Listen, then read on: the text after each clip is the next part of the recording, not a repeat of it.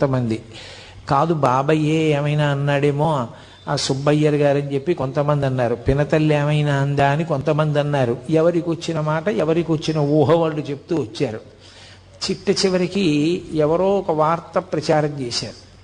తిరుచిరాపల్లిలో నాటకాలకు సంబంధించినటువంటి ఒక సంస్థలో ఈయన సభ్యుడిగా చేరిపోయాడు వెంకటరామన్ అని.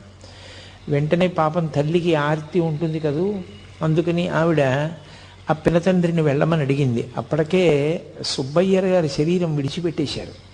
ఆ మిగిలినటువంటి నెల్లియప్పయ్యర్ గారు వెంటనే బయలుదేరి అక్కడ భోగట్టా చేసి వస్తే మనిషిని పోలిన మనిషి ఉంటాడు. దూరం నుంచి చూస్తే అచ్చు వెంకటరామన్ ఎలా ఉంటాడో, వెంకటరామన్ అంటే పూర్వాశ్రమంలో భగవాన్ రమణులు అనుకోండి.